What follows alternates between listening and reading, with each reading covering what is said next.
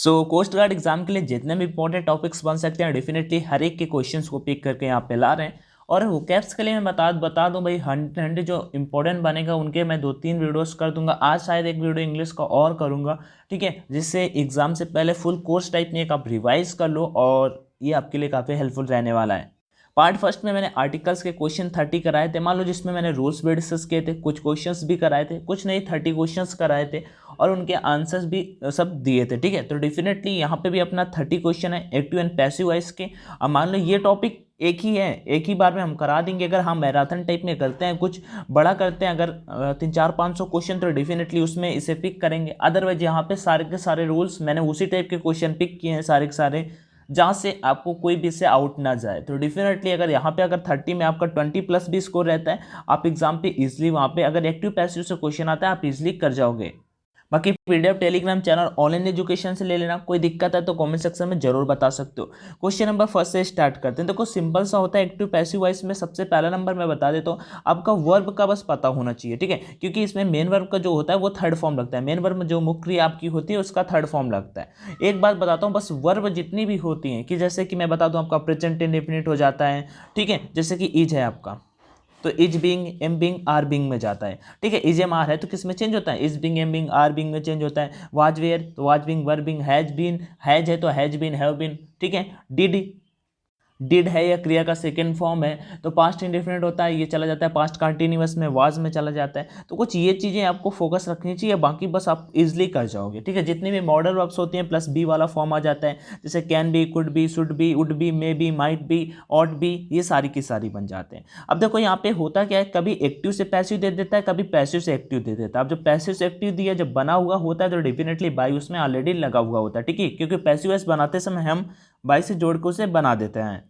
सो यहाँ पे देखो जो फर्स्ट नंबर है कि डिफरेंशियल कैलकुलस, ठीक है, आपका कैलकुलस पढ़ा है ना, अवकलन समाकलन मैथ्स में, ठीक है। वैसे आपका नाविक जीडी के एग्जाम पे आने वाला है, is being learned by the girl. Simple सा क्वेश्चन है, ये आपका बना हुआ है ऑलरेडी। अब इसे आपको बनाना है ऑब्जेक्ट। देखो ऑब्जेक्ट को सब्जेक्ट कर लेते हैं, द गर्ल हो जाएगा। अब यहाँ पे देखो द गर्ल, गर्ल आपका क्या है, सिंगुलर है, प्लूरल है, कि यहाँ पे और कुछ है, तो देखो सिंगुलर है यहाँ पे द गर्ल, मतलब एक लड़की की बात की जा रही है तो द गर्ल आपका सिंगुलर आ जाता है। अब द गर्ल के अकॉर्डिंग वर्ब देख लेते हैं, तो वर्ब अब इज बीइंग लगा हुआ, तो या तो वर्ब आपका इज लगेगा, या तो एम लगेगा, या तो आर लगेगा। अब गर्ल के अकॉर्डिंग द गर्ल, गर्ल क्या है, सिंगुलर है, तो सिंपल सा इज वर्ब यहाँ पे लगने वाला है। तो चलो हैज वाला हमने इलिमिनेट कर दिया। इलिमिनेट करना सीखो भाई, सब आप इजीली कर जाओगे। लेंस वाला हटा दो, वाज वाला हटा दो। ऑप्शन नंबर कौन सा राइट हो जाएगा, ऑप्शन नंबर यहाँ पे A1 मतलब बी राइट हो जाएगा। Okay, so question number first का right answer option number B हो जाएगा। बस वर्ब का खेल है, बाकी आप इजीली ऐसे ही इलिमिनेट कर दोगे काफी को। तो अब जैसे क्वेश्चन नंबर सेकंड है, मैं बताता हूँ, the horse jumped over the fence, jumped लगा हुआ है।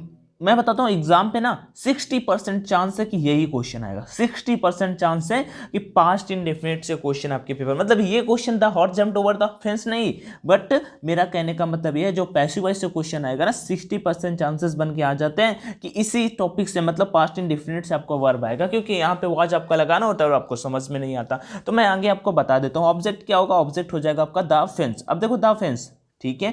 अब यहाँ पे पास्ट इंडेफिनिट पे है, एक स्टेप आगे जाएंगे पास्ट कंटिन्यूअस पे, वर्ब आएगा आपका वाज, ठीक है। ऑप्शन ए में वाज है लेकिन ऑप्शन बी में नहीं है, ऑप्शन सी में है तो लेकिन, ठीक है, ऑप्शन डी में ये तो भाई द फेंस बाई कुछ अलग अलग ही गलत सलत कर दिया। अब ऑप्शन या तो बी होगा या तो सी होगा, तो चलो देख लेते हैं, मतलब या तो ऑप्शन ए होगा या तो ऑप्शन सी होगा। तो देख लेते हैं भाई क्या किया गया, द फेंस वाज, ठीक है, और आपका जंप का आपका थर्ड फॉर्म जंप्ड हो गया, जंप्ड हो गया।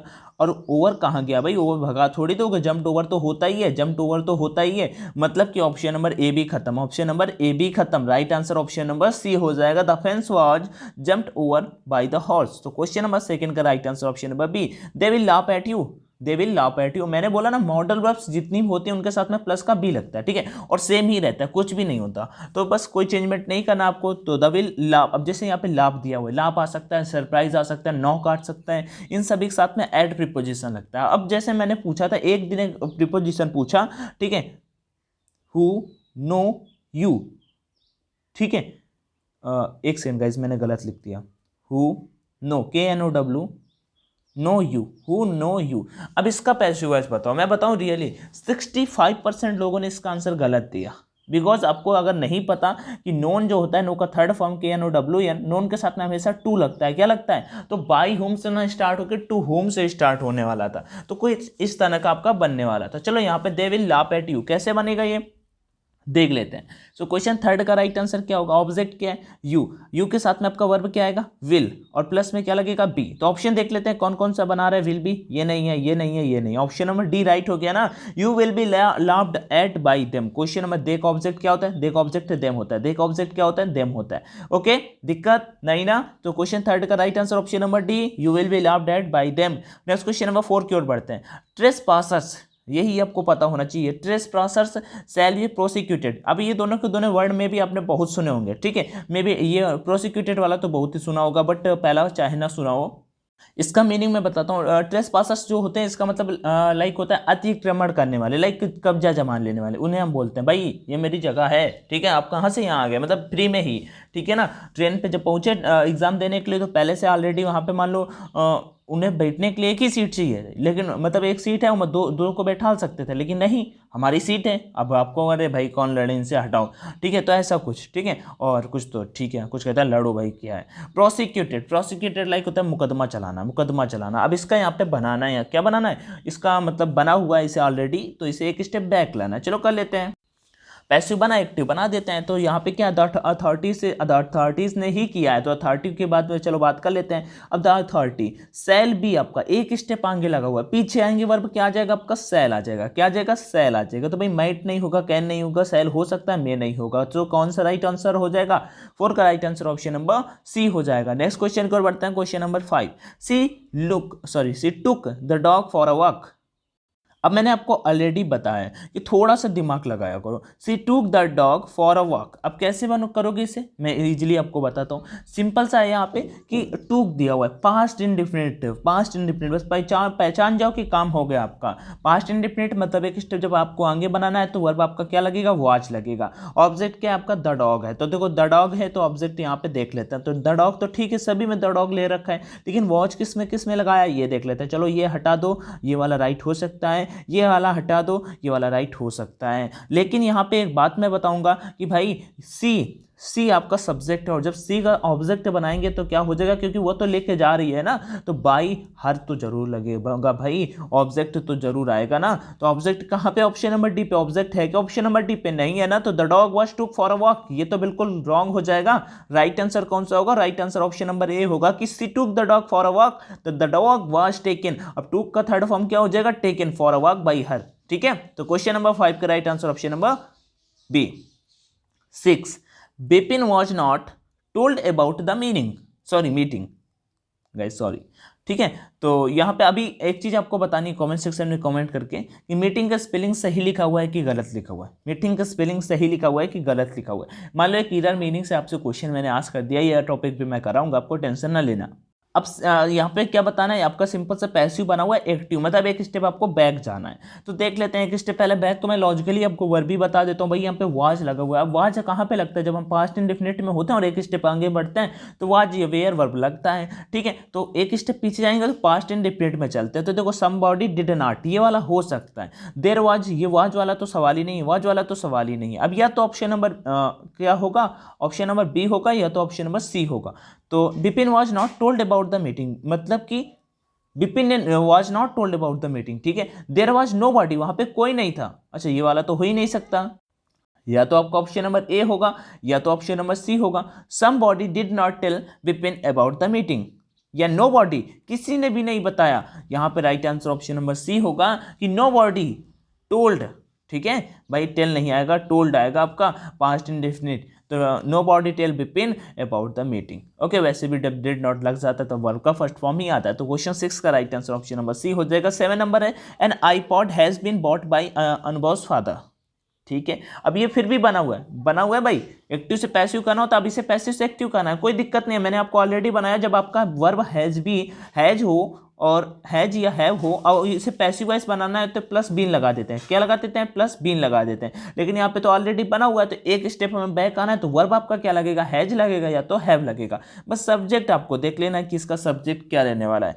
ठीक है ना। तो क्वेश्चन नंबर मतलब ऑब्जेक्ट देख लेते हैं क्या है? अनुभव मदर, सॉरी अनुभव मदर, अनुभव की माँ। तो अनुभव की माँ सिंगुलर ही तो हुई, मतलब कि हैज आएगा ना कि हैव। चलो तो भाई हैज देख लेते हैं कहाँ कहाँ लगा है। वाज हटाओ, हैड हटाओ, हैज बीन वाला भी हटा दो क्योंकि हैज बीन तो ऑलरेडी लगा था। हैज वाला राइट आंसर हो जाएगा। क्या होगा? अनुभव mother has bot N iPod. So question number 7 का right answer option number D. Next question की ओर बढ़ता है, क्वेश्चन नंबर 8 की ओर, जो है कि the washerman will return the clothes in the evening. जो वॉशरमैन है क्लॉथ्स को इवनिंग में रिटर्न कर देगा। सिंपल सा फास्ट करते हैं, द क्लॉथ्स आपका ऑब्जेक्ट हो जाएगा। तो हमने द क्लॉथ्स ऑब्जेक्ट को लिया। विल आपका क्या होगा भाई? क्वेश्चन 8 पे विल का आपका विल बी हो जाएगा। तो कहाँ पे आप देख लेते हैं, विल हैव हटा दो, विल बी हो सकता है, विल रिटर्न बी बाय, ये वाला हटा दो, ये वाला भी हटा दो, विल हैव बीन लगा दिया। भाई आपको ज़्यादा दिमाग नहीं लगाना, ज़्यादा दिमाग खर्च करने की कोई ज़रूरत भी नहीं है। सिंपल सा कर पाओगे और अपने नंबर को सेव कर पाओगे, क्योंकि मुझे लगता है पढ़ाना नहीं है वहाँ पे, बस आपको अपने नंबर चाहिए कि भाई निकल जाए एग्जाम, फिर ठीक है, फिर आगे आप देख लेना। तो question the clothes will be return by the washerman in the evening. तो आपको पता है सिंपल सा कि आपका जो भी मॉडल वर्ब्स होते हैं उनके साथ में प्लस का बी आ जाता है। तो सिंपल सा वही मैंने रूल यहाँ पे फॉलो किया और आपका आंसर आपके सामने है, ठीक है। Question number 9, some girls were cleaning their dormitories. Okay, so यहाँ पे सब्जेक्ट क्या होगा? क्वेश्चन 9, यहाँ पे द डोरमेट्रीज आपका हो जाएगा सब्जेक्ट, दियर डोरमेट्रीज। ओके, अब मैं बताऊं डोरमेट्रीज ये क्या होता है? सम गर्ल्स की बात की जा रही है, कुछ लड़कियां, तो ये आपका क्या हुआ? प्लूरल हुआ। क्या हुआ? प्लूरल। दियर डोरमेट्रीज मतलब अपने अपने। अब हमने ऑब्जेक्ट सब्जेक्ट क्या लिया? यहाँ पे ऑब्जेक्ट को सब्जेक्ट बनाएंगे। अभी ऑब्जेक्ट को सब्जेक्ट बनाएंगे तो दियर डोरमेट्रीज, ठीक है। तो भाई इसे हम ले आते हैं आगे, तो ये तो सब में है। अब ये डोरमेट्रीज जो होता है ये होता है प्लूरल। क्या होता है? प्लूरल। अपना अपना यहाँ पे सबकी बात की जा रही है। तो जबकि वर्ब आपका क्या था? वेयर। अब मैं आपको ऑलरेडी बता चुका हूँ कि अगर वाज या वेयर मिले तो कुछ नहीं करना होता है, प्लस का बीइंग जोड़ना होता है। क्या जोड़ना होता है? प्लस का बीइंग जोड़ना होता है। लेकिन ये ध्यान रखना भाई वाज आएगा कि वेयर आएगा। अब जबकि मैं बता रहा हूँ डोरमेट्री जो होता है आपका प्लूरल होता है, तो क्या वर्ब आएगा कि वर बीइंग, ठीक है। The dormitories were being. तो किस ऑप्शन में है? ये वाला तो मैंने ऑलरेडी ऐसे ही एलिमिनेट कर दिया। विल हैव बीन वाला एलिमिनेट कर दिया, आर बीइंग वाला एलिमिनेट कर दिया। ऑप्शन नंबर सी राइट हो गया। Clean by the some girls, the dormitories were clean by some girls. So question number 9 का right answer option number C हो जाएगा। नेक्स्ट क्वेश्चन नंबर 10 की ओर बढ़ते हैं। I don't like people telling me what to do. I don't like people telling me what to do मतलब उन लोगों को पसंद नहीं करता जो मुझे बताएं कि क्या करना चाहिए। ऐसा कुछ ऐसे हो क्या भाई तुम? क्वेश्चन 10 की ओर बढ़ते हैं। कैसे करेंगे राइट आंसर मैं यहाँ पे बताता हूँ। क्वेश्चन नंबर 11 क्या है? 10, ठीक है। तो इसका राइट आंसर क्या होगा? तो यहाँ पे ऑब्जेक्ट क्या है? चलो टोटल 30 क्वेश्चन है, ये आप कमेंट में कमेंट करके बता देना है, ठीक है। ये आप कमेंट में कमेंट करके बता देना। आपका सिंपल सा टेंस है, आपका प्रेजेंट इंडेफिनिट वाले भाग में आपका मतलब वर्ब यहाँ पे यूज किया गया है। अगर ना है तो सिंपल सा अंशु सिंह सर्च करना और वहाँ पे इसका आंसर बता देना। मैं मतलब पूछ लेना, मैं आपको बता दूंगा टेलीग्राम में, ठीक है। ना समझ में आए हो सके मैं नेक्स्ट वीडियो पे इसका ले लूँगा, अगर जब नेक्स्ट सेशन लेके आऊँगा तो उसमें ले लूँगा। बट आप बताना 9 में 10 30 क्वेश्चन है, हर एक में आपसे 3 क्वेश्चन पूछूंगा, ठीक है। While climbing the trees the boy watch. अब सिंपल सा होता है आपका जब वॉच हो, लेकिन जब का पैसिव वाले फॉर्मेट में होता है तब का में हेल्पिंग वर्क जो होता है उसका थर्ड फॉर्म लगता है। तो स्टिंग, स्टेंग, स्टंग्ड, स्टंग। तो भाई सिंपल सा आएगा, स्टिंग का जो थर्ड फॉर्म होता है वो स्टंग होता है। क्या होता है? स्टंग होता है। तो क्या हो जाएगा? While climbing the trees the boys was sting by a tree. Next question की ओर बढ़ता है, क्वेश्चन नंबर 12 की ओर। अब देखो यहाँ पे एक बात बता देता हूँ, कोस्ट गार्ड नाविक डीबी एंड जीडी के लिए भाई आपके पास 10 दिन का समय, 10 दिन में आप यहाँ पे प्रैक्टिस कर लो, आपको बहुत हेल्प मिलेगा। आपका प्राइस जरूर कुछ लगेगा, कुछ ज़्यादा भी नहीं है यार, अपनी पढ़ाइयों के लिए करो। मैं ये नहीं कह रहा हूँ कोई कोर्स अभी जाके बाई कर लो, ठीक है। इसके लिए 10 दिन के लिए मैं ये बोल रहा हूँ प्रैक्टिस करोगे ऑनलाइन तो आपका एग्जाम ऑनलाइन होगा और आप कम टाइम में अपने क्वेश्चन को प्रैक्टिस कर पाओगे। 30 मिनट में जीडी के लिए 50 क्वेश्चन अटेम्प्ट करने हैं, पेपर में बैठे इधर उधर घूमते रहोगे कौन आगे है कौन पीछे। डेफिनेटली ऑनलाइन प्रैक्टिस कर लेना, आपको कुछ प्राइस भी ज़्यादा नहीं, पहली बार बाई करोगे अपना कोड डालने के बाद 149 रुपीज़ में 20 टेस्ट मिल जाएंगे, लेकिन 110 रुपीज़ करके दोबारा में एक्सप्लोर कर लेना, ठीक है। तो दोबारा जब एक्सप्लोर करोगे तो नेवी के test, air force XY, NDA, coast guard, army, GD और जितने भी होते हैं वहाँ पे एप कैट, वो सारे के सारे टेस्ट आपको मिल जाएंगे, ठीक है। तो आप डेफिनेटली जाके प्रैक्टिस करो, डीबी हो जीडी हो, वहाँ पे रैंकिंग देख सकते हो, हजारों दसियों मतलब लाखों के क्लोज में पहुँच जाते हैं कैंडिडेट, ठीक है। एयरफोर्स में ज़्यादा होते हैं क्योंकि उसमें नंबर ऑफ फॉर्म भी ज़्यादा होते हैं, तो डेफिनेटली वहाँ पे आप देख के कंप्लीट करके देख सकते हो कि आप कहाँ पे स्टैंड करते हो। फिर भी कोई दिक्कतें आए तो आप मुझे कमेंट में जरूर बताना, मैं आपका रिप्लाई कर दूंगा। और प्रैक्टिस करो भाई, जितना ज़्यादा प्रैक्टिस करो कि उतना ज़्यादा आपको एग्जाम में हेल्प मिलेगा, क्योंकि क्वेश्चन आपको आएगा और क्वेश्चन आएगा तो अभी आप जाके वहाँ पे कर पाओगे। फिर भी कोई दिक्कत हो तो कमेंट सेक्शन इसीलिए होता है, आप नंबर कमेंट कर देना, मैं कॉल पे आप पे बात कर लूँगा। बाकी यही है भाई आपके लिए कर सकता हूँ, सजेशन मेरा आपके लिए हमेशा आपके फेवर में होता है। बाकी एज यूर विश 149 रुपीज़ में आई थिंक ऑफलाइन में इतने ही मिलते होंगे, लेकिन ऑनलाइन के फ़ायदे बहुत सारे होते हैं, वो आप सभी ऑलरेडी जानते होंगे, ठीक है, क्योंकि पेपर ऑनलाइन होगा और सब चीज़ें आपको पता है। तो चलो चलते हैं अपने क्वेश्चंस की ओर, और ये चीज़ करो, ठीक है, आपको फ़ायदा जरूर होगा। नेक्स्ट क्वेश्चन नंबर 12 है, to have a clear image stars with a telescope.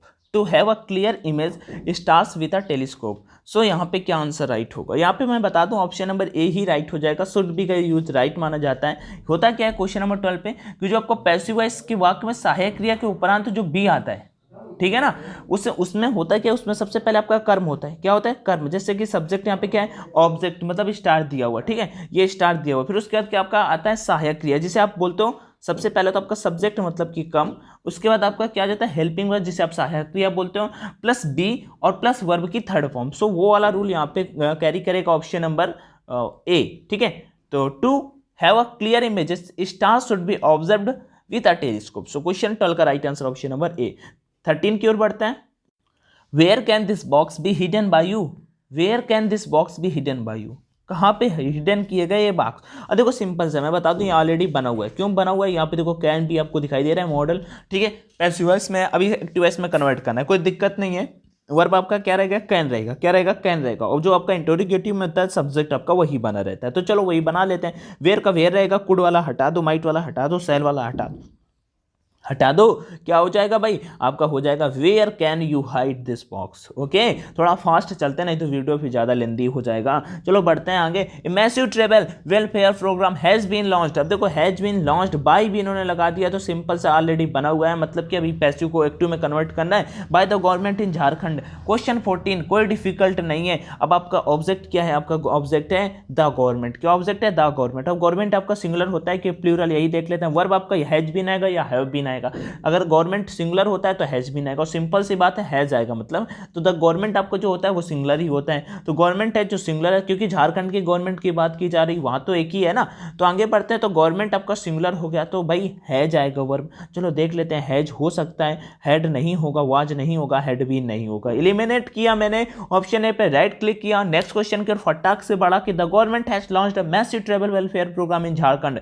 Question 15 है, द फील्ड्स आर बीइंग, बना हुआ है एक्टिव से पैसिव में, पैसिव टू एक्टिव। चलो बना देते हैं फटाक से। प्लोड बाय द फार्मर्स, तो ऑब्जेक्ट क्या है? The farmers. अब देखो फार्मर जो होते हैं आपके क्या होते हैं? फार्मर आपके प्लूरल होते हैं। किसानों के बारे में द फार्मर्स दिया हुआ है। तो अब वर्ब आपका मैं ऑलरेडी बता चुका हूं, जब आपका is being, am being, are being लगा हो तो एक स्टेप बैक आते हैं। तो वर्ब आपका इज लगेगा या एम लगेगा या फिर आर लगेगा। अब द फार्मर्स आपका प्लूरल हो जाता है तो इसके साथ में आर लगने वाला है। तो हैव बीन का काम खत्म, हैव बीन का काम खत्म, आर आएगा और हैव का काम खत्म। मतलब कि क्वेश्चन 15 का right answer option number C. कोई दिक्कत नहीं ना? The fields are being ploughed by the farmers.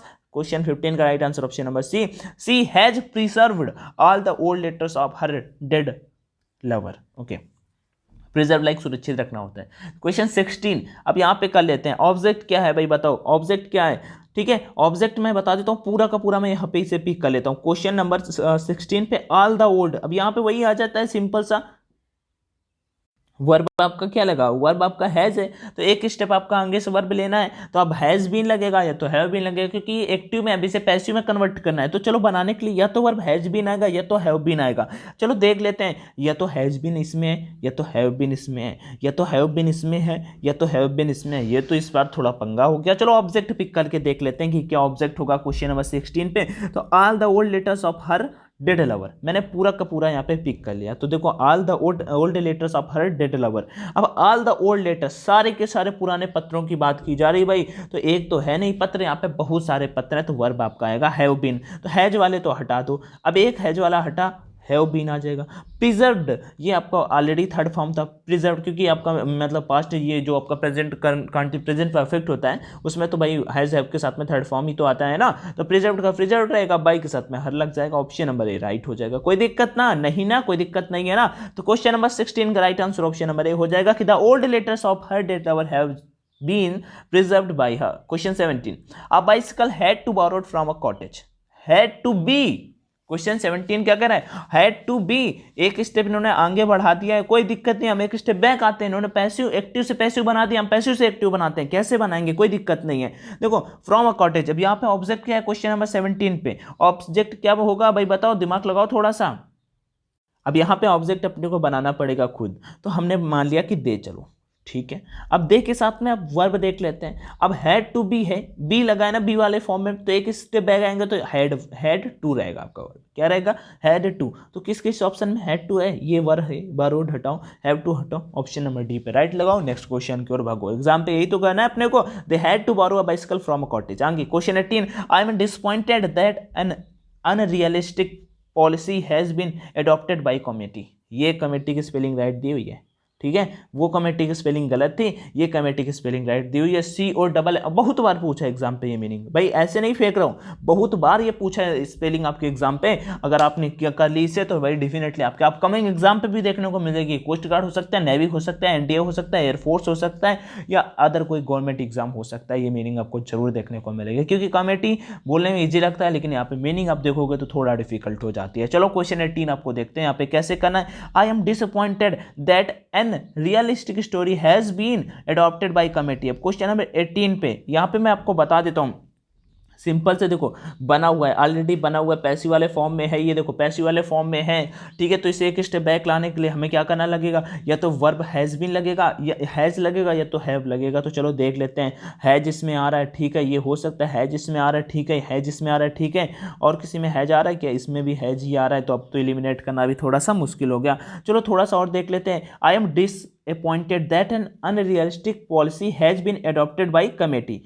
तो देखो थोड़ा सा छोटा करते हैं, स्क्रीन पे बन नहीं रहा है आपके।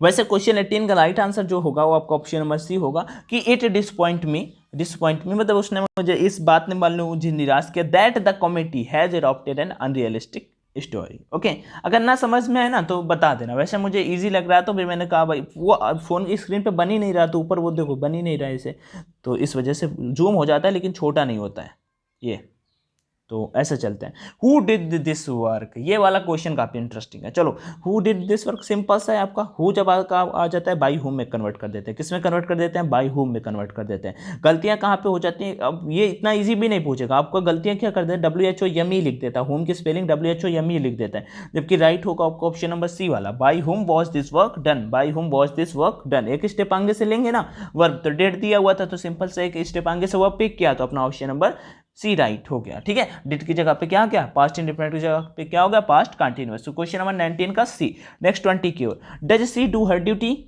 Does she do her duty. अब एक स्टेप आगे से वर्ब, एक स्टेप आगे से वर्ब, कोई नहीं दिक्कत नहीं है आपको, मैं बता दूं डू या डज है तो आपका आगे से वर्ब क्या आएगा भाई, ये प्रेजेंट इंडेफिनिट में, प्रेजेंट कंटीन्यूअस में ले लो, या तो इजम आज इजम आर में कोई ना कोई एक आ जाएगा, देख लेते हैं, ठीक है। तो यहाँ पे ऑब्जेक्ट को देख के बस अपना काम करना पड़ेगा। तो देखो पहला नंबर तो यहाँ पे वर्ब जो इंटरोगेटिव वाला है फॉर्मेट में वो तो वही रहेगा, तो डज की जगह पे क्या आने वाला है ये तो देखना पड़ेगा भाई कि ऑब्जेक्ट क्या है। तो ऑब्जेक्ट है हर ड्यूटी, उसकी ड्यूटी मतलब किसी स्पेसिफाई, मतलब किसी एक चीज़ की बात की जा रही है, तो हर ड्यूटी, तो भाई हर लगा दो, इज के बाद हर ड्यूटी लगा दो, है जब तो वैसे भी खत्म था, बस यहाँ पे आप कंफ्यूज थे, आप एलिमिनेट कर दिया आपने, ऑप्शन नंबर यहाँ पे बी राइट कर दिया। नेक्स्ट क्वेश्चन नंबर 21 की ओर बढ़ते हैं।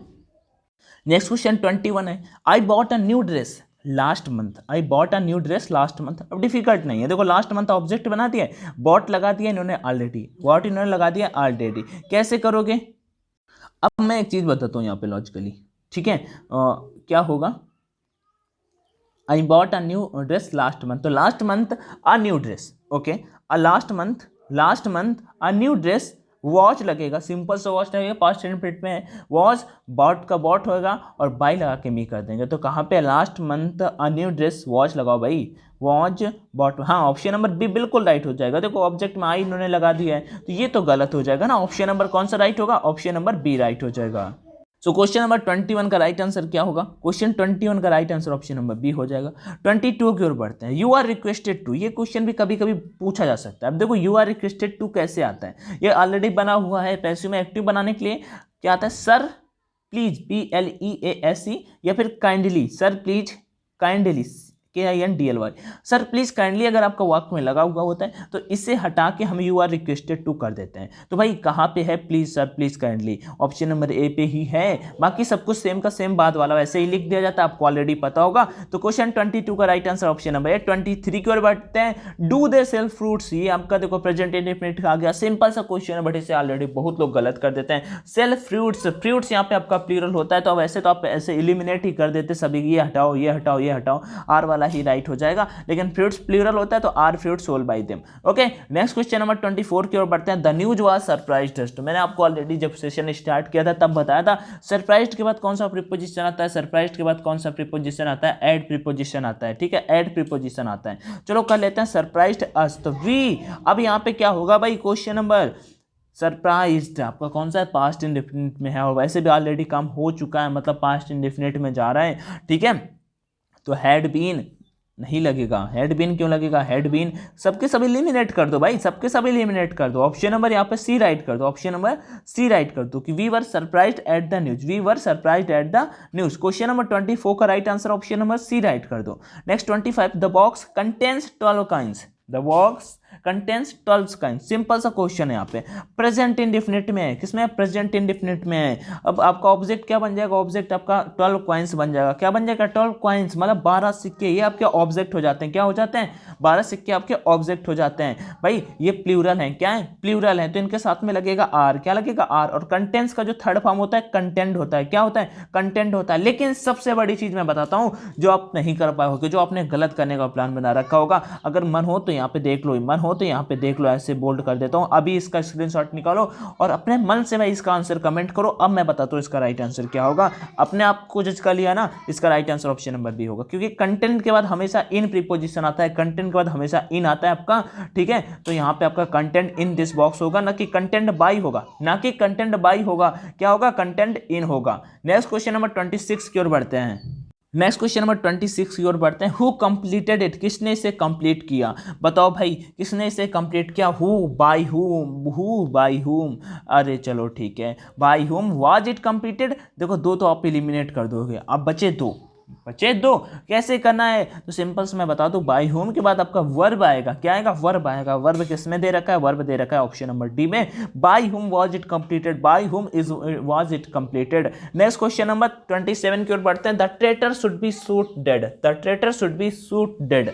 सो क्वेश्चन नंबर शुड बी बना हुआ है, ऑलरेडी बना हुआ है, एक स्टेप पीछे जाएंगे, एक स्टेप पीछे जाएंगे 27 पे, तो दे आपका मैंने यहाँ पे बना लिया है सब्जेक्ट, इसे मैंने एज्यूम किया। ठीक है, शुड, ठीक है, शॉर्ट को तो हटा दो, शुड तो आएगा ही, शुड हैव को भी हटा दो, क्योंकि शुड हैव बीन एक स्टेप आगे जाके बनता है, ये भी हट जाएगा आपका, शैल भी हटा दो। भैया राइट आंसर क्या हमने क्लिक किया, they should shoot the traitors dead. So question number 27 का right answer option number C हो जाएगा कि they should shoot the traitors dead. So question number 27 का right answer option number C. 28 number है, I have to do my homework, I have to do my homework. So क्या हो जाएगा भाई, object क्या होगा, माई होमवर्क, क्या होगा, माई होमवर्क।